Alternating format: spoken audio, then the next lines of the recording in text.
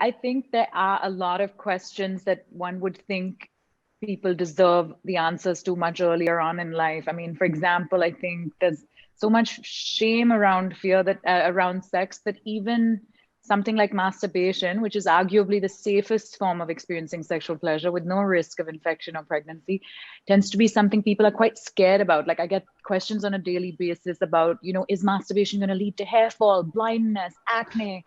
All kinds of horrible things are gonna, are these horrible things gonna happen to me? And I think it's from that guilt and sort of shame, as opposed to any, there is no correlation with hair fall or acne or any of this. But perhaps if you're a teenager and a pimple pops up and you masturbated yesterday, because you feel guilty and ashamed about masturbating, you're associating that pimple with the fact that you masturbated yesterday. You know what I mean? So I think there is definitely a curiosity and a lack of places for answers. But I also think Vinod said something about how young people should be able to access it when they want. They want to be able to look for and access when they want. But what if they don't know what to look for, right? Like, I think when it comes to the anatomy of people with vulvas, there's so little information provided that maybe you don't even know the terminology. So how are you going to Google information about the clitoris if you've never heard the word clitoris before? So I think we should be putting it out. I think people should find this information easily, even when they're not looking for it, because what if they don't look for it? How do you know what to look for if you don't know what to look for?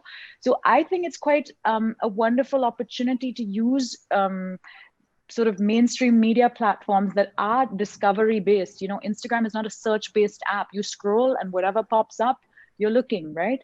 And I feel like that's really valuable, because suddenly someone who doesn't care or didn't think they care about abortion stumbles upon my video about abortion rights, and maybe they watch it for 2 minutes, because otherwise people are only looking for videos about abortion rights when they're in a situation where they have an unplanned pregnancy. That's too late.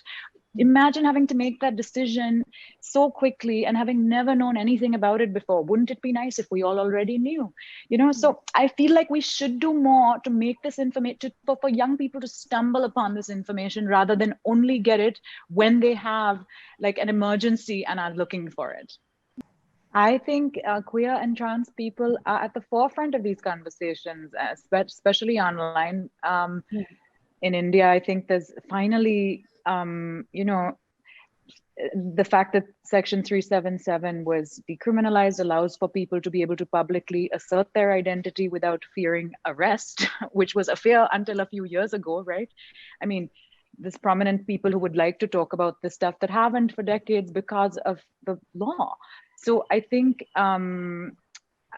the rights of queer people, I mean, we often talk about the rights of women in a group of, cishet people. I don't want to make any assumptions about anybody, but I would like to think that it is extremely beneficial to have as many queer and trans voices, because I think so many of, heterosexuality, heteronormativity, and the gender binary are things most of us just inherit. It's just sort of imposed on you. It's a luxury to be able to think about your identity if survival isn't guaranteed to you and your family, right? If you're worried about how much food you have, I don't think you're allowed to really assert or think about your gender expression and sexuality as if it's like a important part of your identity. So much of our lives are just getting by, I feel. So much of this gets neglected, right? I mean, I think that we it's tempting to think of like the queer community as a minority, or they're always the addendum to the,